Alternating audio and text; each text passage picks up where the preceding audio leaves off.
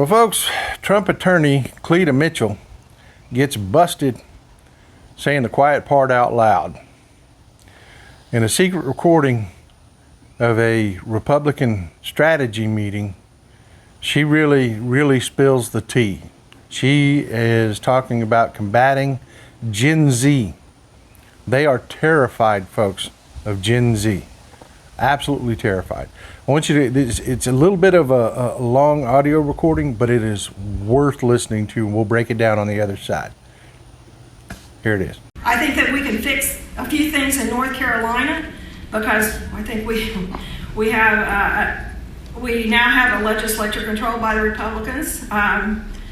If we can persuade the new Republican member to vote with us. But these are statutory changes that we could get done in North Carolina to protect against any of this private money. Because I promise you, Stacy Abrams has been in North Carolina, and we need to make sure that that money is not flowing into Mecklenburg, Durham, and Wake counties. So we need to be looking at what are these college campus locations and polling. What is this young people effort that they do? They basically put the polling place next to the student dorms, so they just have to roll out of bed, vote, and go back to bed. And we need to build strong election integrity task forces in those counties. Virginia, we have a great task force at every county in Virginia, and we have a great statewide coalition. The governor just signed a bill yesterday that does away with signatures on absentee ballot applications and ballots, and now it has to be the last 4 digits of the Social Security number and a birth year.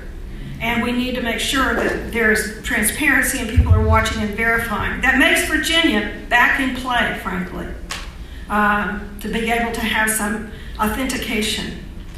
And again, having first day in-person voting campaigns. Wisconsin is a big problem because of the polling locations on college campuses. There are 501c3s. Their goal for the Supreme Court race was to turn out 240,000 college students in that Supreme Court race. And we don't have anything like that, and we need to figure out how to do that and how to combat that. So, yes. Yeah, if we do not control the State House as the governorship, aren't we just out of luck? No, I don't think so. Because in the states where we can make changes in the law, like North Carolina, I hope that we will be able to plug some vulnerabilities there. But most of these it's just taking we're kind of stuck with the hold hand. And we'll see what happens in Virginia this fall. If the Republicans are able to hold the State House and reclaim the State Senate, then maybe it's possible to get rid of 45 days of early voting in Virginia. 45 days. Do you know how hard it is to have observers be able to watch for that long a period? I mean, there are several things that they can do. They can get rid of same-day registration, but they can't do that now because the Democrats still hold the state Senate. But I just remind everybody that having people involved, engaged, and overseeing all of that in 2021 in Virginia made all the difference, even though it was still controlled by Democrats in every office. You know, I am absolutely 100% glad they are this scared of Gen Z. They need to be. Republican voters have been aging out and dying, and their voter base has been shrinking because of their radicalism. And Gen Z has come out and really breathed life into democracy. They have done an amazing job of breathing life into democracy again, folks. And the Republicans are just terrified. Listen to what she says. We need to make sure that money isn't flowing into Mecklenburg, Durham, and Wake counties. Well, why would she be worried about those counties in particular? Well, Mecklenburg County is home to University of North Carolina, Charlotte, Queen's University of Charlotte, Carolina College of Health and Sciences, Johnson and Wales University, Charlotte.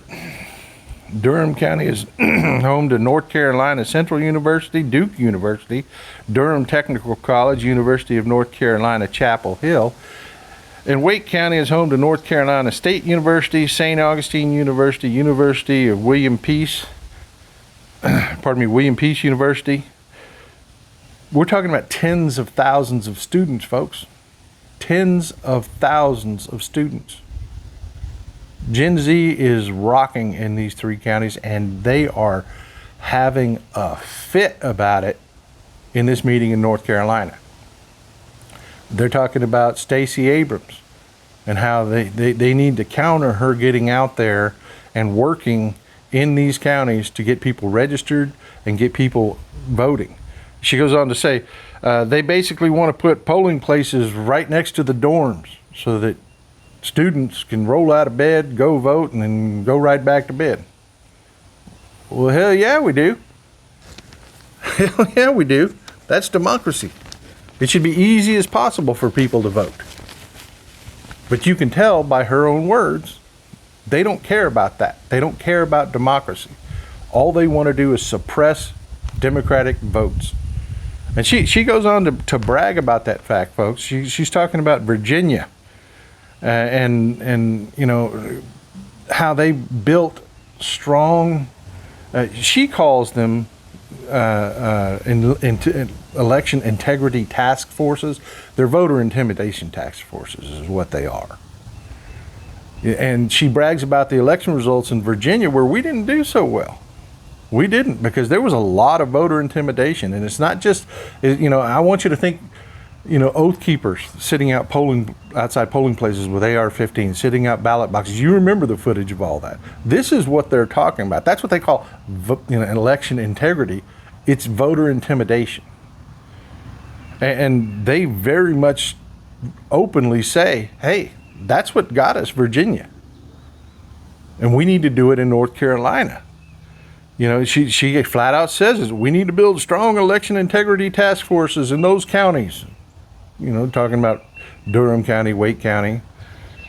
They really want to suppress that Gen Z vote. And folks, we need to be talking to Gen Z and letting them know what's coming. You know, they're on the radar now. I mean, she was talking about the Wisconsin Supreme Court race where Janet Protasewicz did so well because she had a strong Gen Z vote. They did so well. And now they're just terrified. They're just freaking terrified.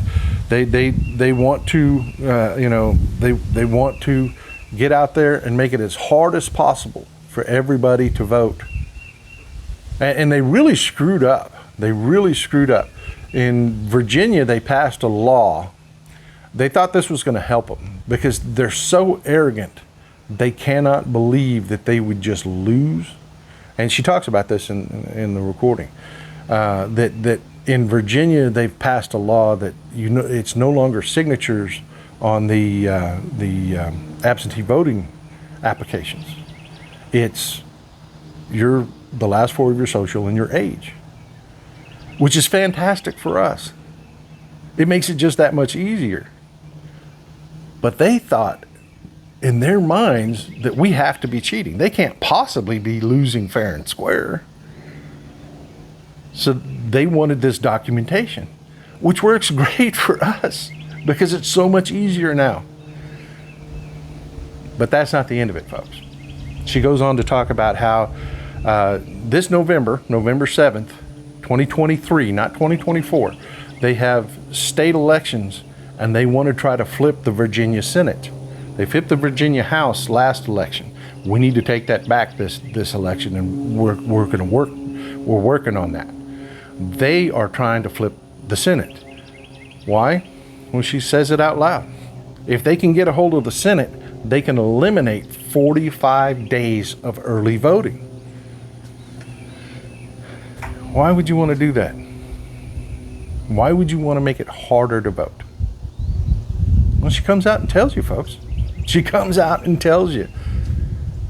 They can't get these voter suppression groups out there for that long. It's logistically impossible for them to have people out there suppressing the vote for 45 days. She says it herself. It's just logistically impossible for them to do. Folks, We're supposed to be a democracy. We're supposed to elect our leaders. We're a democratic republic. We elect our leaders and we send them to vote on our behalf. If they can short circuit the process of us selecting our leaders, we're done as a country. We're no longer a democracy. We have no democracy in it at all. It's a straight oligarchy.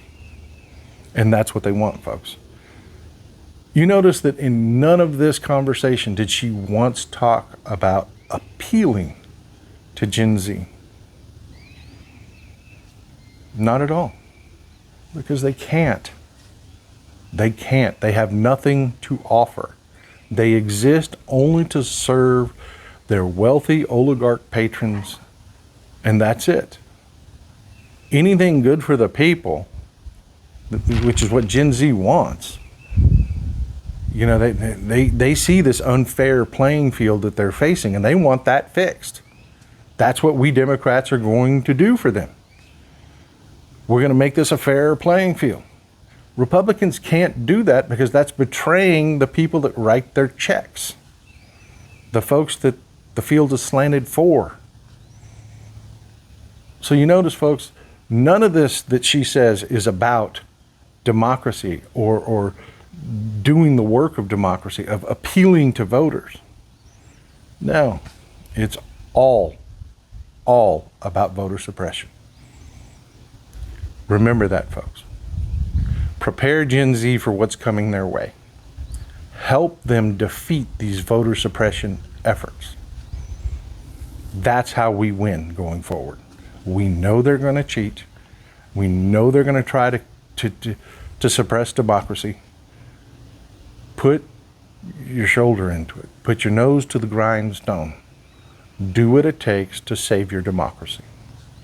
Help us get this message out. Share this with somebody you know from Gen Z. Share this with somebody you know that will help you help them overcome the voter suppression that's coming their way. I love you, folks. Hit the subscribe button. It helps us get this message out. Hit the like button. So Texas Paul out. Y'all have a wonderful day. The best part of waking up? MAGA Tears in my cup. Check out the new MAGA Tears mug available now at store.MeidasTouch.com. That's store.MeidasTouch.com.